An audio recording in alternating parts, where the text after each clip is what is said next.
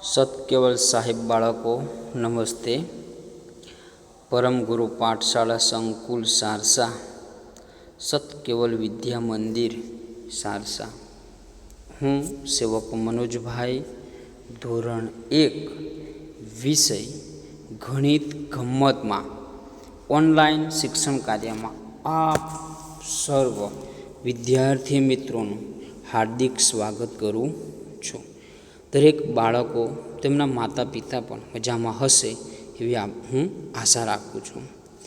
બાળ મિત્રો, ગણિત ગમ્મતમાં આપણે પ્રકરણ 5 સુધી અભ્યાસ કરી ગયા છીએ. પ્રકરણ 5માં 10 થી 20 સુધીની સંખ્યાનો આપણે અભ્યાસ કર્યો છે. બાળ મિત્રો, આજે આપણે પ્રકરણ 6, એનું નામ છે સમય. પ્રકરણનું નામ છે સમય.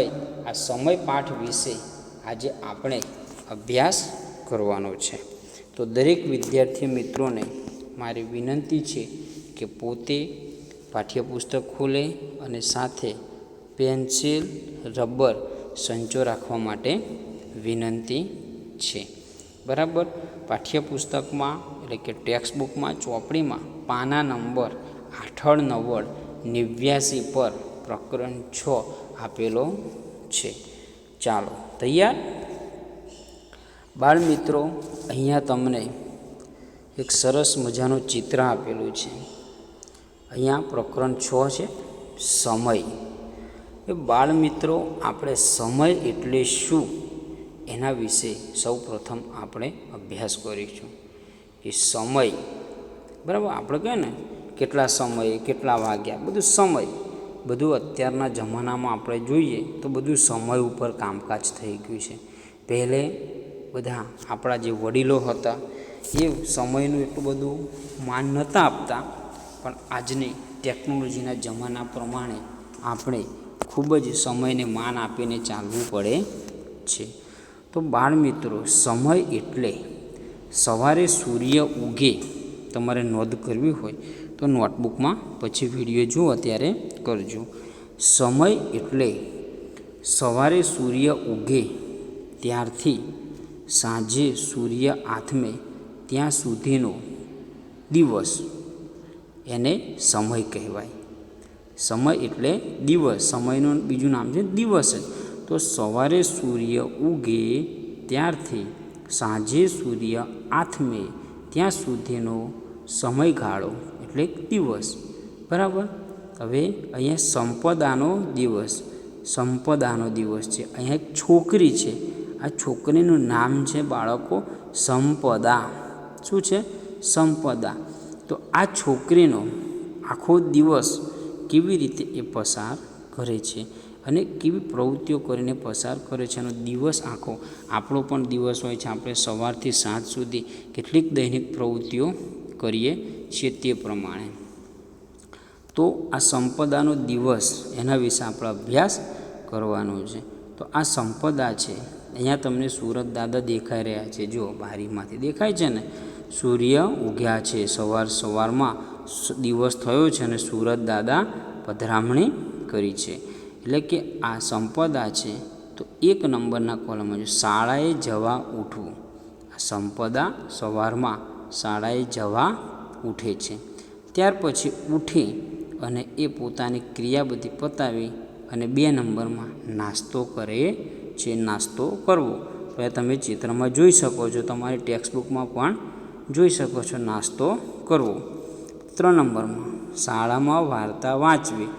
ઊભી થઈ અને સંપદા તમે ચિત્રમાં જોઈ શકો છો કે સંપદા એ શાળામાં વાર્તા વાંચે છે. બરાબર છે. પછી આગળના 4 નંબર પર જો બપોરનું ભોજન લેવું. શાળામાંથી બપોરના સમયે રિસેસ પડે એટલે બપોરનું ભોજન કરે છે. તો તમને અહીંયા સુરત દાદા દેખાશે. બપોરના સમયે સુરત દાદા આપણા માથા પર આવે એટલે કે મધ્યાહન કહેવાય. સવારે સૂર્ય પૂર્વ દિશામાં ઉગે છે અને બપોરે આપણા માથા પર, બપોરે 12 વાગે મધ્યમાં આપણા માથા પર આવતો હોય છે. તો આ બપોરનું ભોજન કરે છે. કોણ ભોજન કરે છે? સંપદા.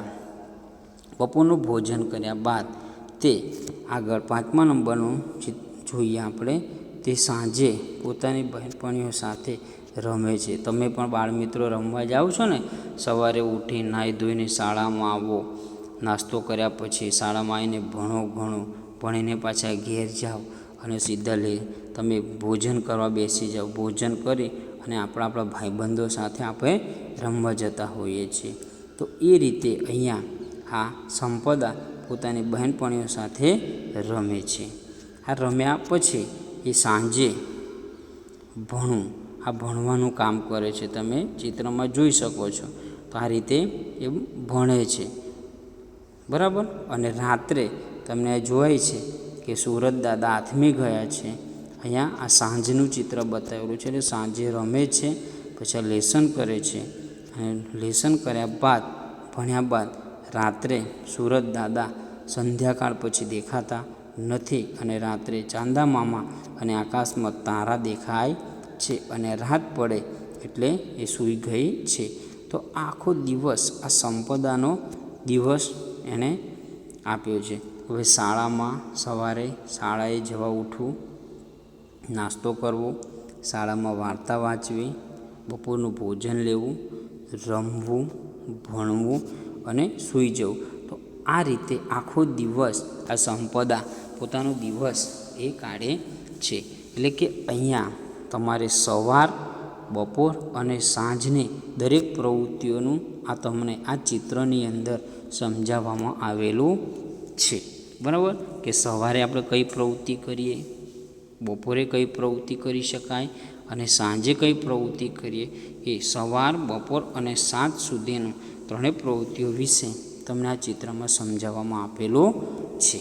તો આ રીતે અહીંયા સંપદાનો દિવસની વાત કરી છે. બાળમિત્રો, આપણે અહીંયા એની કેટલીક પ્રવૃત્તિઓ આપેલી છે. એ પ્રવૃત્તિઓ જોઈશું અને આપણે પરિચય મેળવવાનો છે. હા છે કે તમે સવારે જે પ્રવૃત્તિ કરતા હોય તેના પર ખરાની નિશાની કરો. અહીંયા આ સંપદાની પ્રવૃત્તિ આપેલી છે. એવી જ પ્રવૃત્તિ આપણી પણ આવે કે તમે સવારે જે પ્રવૃત્તિ કરતા હોય તેના પર નિશાની કરો. તો અહીંયા પહેલું છે આ સ્નાન કરવું, બરાબર છે. પછી બીજા નંબરનું ચિત્ર છે કે ભાઈ ભણવા બેસવું, બરાબર, ભણવા બેસવું. પછી ત્રીજા નંબરનું ચિત્ર છે ભોજન કરવું, અને ચોથા નંબરનું ચિત્ર છે આ બ્રશ કરવું. તો આમાં આપણે જે પ્રવૃત્તિ કરતા હોય સવારમાં, એ પ્રવૃત્તિમાં તમારે ખરાની નિશાની કરવાની છે. તો સવારમાં આપણે શું કરીએ? તો કે ચાલો પહેલાં તો બ્રશ કરીએ. તો કે હા, તો બ્રશ કરવાના અહીંયા તમારે ખરાની નિશાની કરવાની છે. અને સ્નાન કરીએ, એમાં પણ તમારે ખરા નિશાની કરવાની છે. કારણ કે આ સંપદા છે એ સવારમાં ભણવા બેસતી નથી, સાંજે ભણવા બેસે છે. અને આ ભોજન પણ એ બપોરનું ભોજન કરે છે.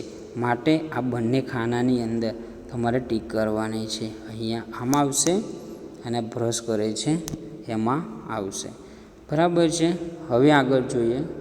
તમે સાંજે જે પ્રવૃત્તિ કરતા હોય તેના પર ખરાની નિશાની કરો. શું કહે છે? ઉપર જોયું તો સવારની પ્રવૃત્તિ, હવે નીચે તમે સાંજે જે પ્રવૃત્તિ કરતા હોય તેના પર. તો ચાલો પહેલાં સ્નાન કરવાની પ્રવૃત્તિ છે, પછી બીજી અહીંયા રમવાની પ્રવૃત્તિ છે, બરાબર છે. પછી સાંજે બાળકો શાળાએથી ઘરે આવવાની પ્રવૃત્તિ પણ છે, અને અહીંયા આ સૂઈ જવાની પ્રવૃત્તિ છે. તો આમાંથી તમે સાંજે કઈ પ્રવૃત્તિ કરો છો? તો ચલો, આમાંથી આપણે સ્નાન કરતા નથી સાંજે, બરાબર. સાંજે આપણે શું પસંદ કરીએ છીએ? રમવાનું પસંદ કરીએ છીએ. અને ઘણા બાળકો શાળાએથી પરત આવતા પણ જોવા મળે છે. તો આપણે આ બંનેમાં તમે સાંજની પ્રવૃત્તિમાં ટીક કરી શકો છો. હવે આગળ છે કે તમે દિવસે જે પ્રવૃત્તિ કરતા હોય તેના પર નિશાની કરો. શું કહે છે? તમે દિવસે જે પ્રવૃત્તિ કરતા હોય એના પર, દિવસ ઉપર, સવારમાં, બપોરે અને પાછી દિવસની પ્રવૃત્તિ થઈ. તો અહીંયા આ બ્રશ કરવું, પછી આ બાળક ઘરેથી નીકળ્યો છે શાળાએ જવા માટે. પછી આ સંપદા છે એ ભોજન કરી રહી છે અને આ બાળક અહીંયા સ્નાન કરી રહ્યો છે. તો આપણે દિવસ દરમિયાન આ ચારમાંથી કઈ પ્રવૃત્તિ કરીએ દિવસમાં, તો આપણે એક તો આ ભોજન ઉપર ટીક કરીશું, કારણ કે આપણે બપોરનું ભોજન લઈએ છીએ, દિવસ દરમિયાનનું પણ ભોજન થયું. અને બીજા નંબરમાં કે ભાઈ ઘરેથી શાળામાં જવું, આ બે પ્રવૃત્તિ આપણે કરી શકતા હોઈએ છીએ. હવે આગળનું છે કે તમે રાત્રે જે પ્રવૃત્તિ કરતા હોય તેના પર નિશાની કરો. બાળ મિત્રો, આપણે રાતે શું પ્રવૃત્તિ કરતા હોઈએ છીએ, અહીંયા ચોપડીને ધ્યાનમાં રાખીને આ પ્રવૃત્તિ પર ટીક કરવાની છે. બાકી તમે રાત્રે ઘણા બધા ટીવી જોતા હોવ છો, આ જ પ્રવૃત્તિ કરતા હોય છો, પપ્પાના મોબાઈલમાં ગેમ રમવાની પ્રવૃત્તિ કરતા હોય છો. તો અહીંયા બાળક એક આરામ કરી રહ્યો છે, એટલે કે સૂઈ ગયો છે. બરાબર છે. પછી બીજા નંબરમાં આ વાંચવા માટે બેઠી છે સંપદા. પછી ત્રીજા નંબરમાં પણ અહીંયા છોકરી આ સંપદા સૂઈ ગઈ છે અને આ ભાઈ પણ સ્કૂલેથી આવી રહ્યો છે એવું આપણને લાગે છે. તો આપણે રાતે કઈ પ્રવૃત્તિ કરીએ, તો બાળ મિત્રો આપણે રાત્રે સૂઈ જવાની પ્રવૃત્તિ કરીએ છીએ. રાત પડે એટલે આપણે શું કરીએ, સૂઈ જઈએ. તો આપણે આ અને આ બંનેમાં આપણે ખરા નિશાને કરીશું. તો બાળ મિત્રો, અહીંયા દિવસ દરમિયાન જે રીતના પ્રવૃત્તિ આપણે કરીએ છીએ એ પ્રવૃત્તિનું આપણે અહીંયા ખરાની નિશાની કરવાની છે. જેમ કે તમે સવારે કઈ પ્રવૃત્તિ કરી, બપોરે કઈ કરો છો, સાંજે કઈ કરો છો અને રાત્રે આપણે ચિત્ર પરથી આનો અભ્યાસ કર્યો. તો દરેકે આ રીતે તમારે પાઠ્યપુસ્તકમાં ખરાની નિશાની કરી અને સમજ મેળવવાની છે. બાળ મિત્રો, આગળનું ચિત્ર છે આપણું, તો પ્રવૃત્તિઓને યોગ્ય ક્રમ આપો. શું કહે છે? પ્રવૃત્તિઓને યોગ્ય ક્રમ આપો. અહીંયા આ સંપદા નામની છોકરી છે, આપણે એવું લઈએ સંપદા છે, એની મમ્મી એના મામાને ત્યાં ગઈ છે અને એના પપ્પાને જમવાનું બનાવવાનું છે. એના પપ્પા છે એને જમવાનું બનાવવું છે અને સંપદાને રોટલી ખાવી છે. એની મમ્મી ગઈ છે મામાને ત્યાં. તો એના પપ્પા રોટલી બનાવશે. તો રોટલી બનાવવા માટે સૌ પ્રથમ એ ડબ્બામાંથી લોટ કાઢે છે. તમને ચિત્રમાં દેખાઈ રહ્યું છે. શું કરે છે? ડબ્બામાંથી આ લોટ કાઢી રહ્યા છે. આ લોટ કાઢ્યા બાદ લોટને અંદર થોડું પાણી નાખી અને એને મિક્સ કરવાનું કામ કરી રહ્યા છે. બરાબર? આ પાણી નાખી રહ્યા છે. ત્યાર પછી લોટ અને પાણીને મિક્સ કર્યા પછી એને ગૂંધવામાં આવે. આ ત્રીજા નંબરના ચિત્રમાં અહીંયા આપણને જોવા મળે છે. હવે આ લોટ બાંધી દીધા પછી, તૈયાર થઈ ગયા પછી આપણે શું કરશે, તો એ એક બાજુ સગડી છે, સગડીને સળગાવશે. કારણ કે આ લોટ બંધાઈ ગયા પછી સગડી ઉપર તવી મૂકવામાં આવે અને થોડી ગરમ કરવામાં આવે. એટલે કે અહીંયા એને આપણે એ તપાવશે, ગરમ કરશે. અહીંયા થોડી વાર ગરમ થશે એમાં આ બાજુ શું થશે, અહીંયા રોટલી વણી નાખશે. તો આ એના પપ્પા શું કરશે, રોટલી વણી નાખશે.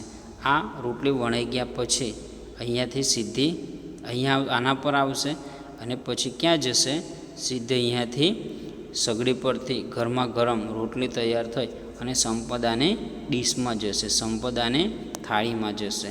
તો આ રીતે આખી રોટલી બનાવવાની રીત તમને અહીંયા આપેલી છે, તમે જોઈ શકો છો. બરાબર? તો આપેલા પ્રવૃત્તિઓને યોગ્ય ક્રમમાં લખો. તો આપણે સૌપ્રથમ તમારે અહીંયા 1 નંબર આપવો પડશે. શું આપવું પડે?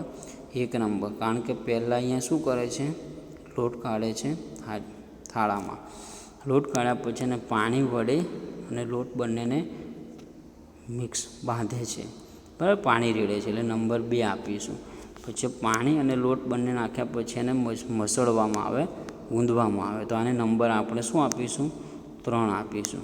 3 આપ્યા પછી સીધા આપણે રોટલી ગૂંથતા હતા એટલે શું કરશે, એને આપણે એ વણશે અને સીધા રોટલી વણી ગયા પછી એને તવી પર, અહીંયા ગેસ સગડી ઉપર મૂકી, તવી પર મૂકી શેકી અને સીધા 6 નંબર પર એ સંપદાને આપશે અને આ રીતે એ રોટલી સંપદાના સુધી પહોંચશે. તો આ રીતે બાળ મિત્રો આ રોટલી પ્રવૃત્તિ પણ થઈ અને એક રોટલી બનાવવાની રીત પણ તમે શીખ્યા. તમારા જ ઘરમાં તમારી મમ્મી જ્યારે રોટલી બનાવતી હોય ત્યારે એની સાથે બેસે અને આખી પ્રોસેસ તમે જોઈ શકો છો. તો આ રીતે એ રોટલી બનાવવાની વાત થઈ. બાળ મિત્રો, આપણે એક પ્રવૃત્તિ આપેલી છે કે જે પ્રવૃત્તિમાં વધારે સમય લાગે છે તેના પર ખરાની નિશાની કરો. શું કે જે પ્રવૃત્તિમાં વધારે સમય લાગતો હોય, તો અહીંયા પ્રવૃત્તિ છે કે અહીંયા પાણીનો નળ છે અને આ પાણીના નળની નીચે અહીંયા ડોલ મૂકેલી છે પાણી ભરવા માટે. અને બીજી પ્રવૃત્તિ છે, અહીંયા પણ નળ છે પાણીનો અને પાઇપ દ્વારા અહીંયા પીપ ભરવામાં મૂકેલું છે. તો આ બંને પ્રવૃત્તિમાંથી તમે જવાબ મને આપી શકો છો બાળકો કે આ બંને પ્રવૃત્તિમાં વધારે સમય શેમાં લાગશે? ડોલમાં લાગશે કે પીપમાં ભરવાનું લાગશે? ચાલો બાળકો બોલો તો. સરસ, વેરી ગુડ. શેમાં લાગશે? પીપમાં, કારણ કે ડોલ નાની છે અને પીપ મોટું છે. એટલે આપણે તમારે અહીંયા શું કરવાનું છે? વધારે સમય લાગે એના પર, જે પ્રવૃત્તિમાં વધારે સમય લાગે છે તેના પર ટીક કરો. તો આપણા ખાનામાં તમારે શું કરવાનું છે? ટીક કરવાનું રહેશે. ત્યાર પછી નીચે બીજી પ્રવૃત્તિ આપેલી છે, આપ જોઈ શકો છો કે આ બાળક છે, આનું ઘર છે. ઘરથી આ બાળક ચાલીને નીકળ્યો છે, ચાલીને જાય છે, ગમે ત્યાં જતો હશે, આની આપણે ચોખવટ કરી નથી. અને આ બીજું બાળક છે, એ ઘરેથી એ સાયકલ લઈને નીકળ્યો છે. બરાબર છે? ઘરેથી આ સાયકલ લઈને નીકળ્યો છે આ બાળક. તો જે પ્રવૃત્તિમાં વધારે સમય લાગશે, તો કોઈ પણ જગ્યાએ જવું હશે પહોંચવા માટે, તો એમાં કયો વિદ્યાર્થીનો સમય વધારે જશે? ચાલીને જાય છે તેનો કે સાયકલ લઈને જાય છે તેનો? ચાલો બોલો જો. સરસ. જે વિદ્યાર્થી ચાલીને જાય છે, એ જે બાળક ચાલીને જાય છે એનો વધારે સમય લાગે છે. તો આપણે શું કરવાનું? વધારે સમયના ખાનામાં, આપેલા ખાનામાં અહીંયા ટીક કરવાનું રહેશે, કારણ કે આ બાળક તો સાયકલ લઈને જાય છે. આપણે બાળકો કોઈ પણ જગ્યાએ જઈએ તો જ્યારે ચાલીને જઈએ અને સાયકલ લઈને જઈએ, એ બંનેમાં થોડો તફાવત જોવા મળે છે. સાયકલ લઈને થોડું ઝડપી જવાતું હોય અને ચાલીને થોડું ધીમી ગતિએ જવાતું હોય. તો બાળ મિત્રો, આ રીતે આપણે પર્યા ધોરણ 1માં ગણિત ગમ્મતમાં પ્રકરણ 6 નંબરનો પાઠ આપણે સમય વિશે ભણ્યા. તો દરેક બાળકોને મારી વિનંતી છે કે આ પાઠ ભણતી વખતે તમારે સમયનું ધ્યાન રાખી અને દરેક પ્રવૃત્તિ હવે તમે કરશો એવી હું આશા રાખું છું. અને વાલી મિત્રોને પણ વિનંતી છે કે બાળકને વિડીયો બતાવ્યા પછી એમને સ્વાધ્યાય પોથીમાં આપેલું કાર્ય કરાવવા માટે વિનંતી છે.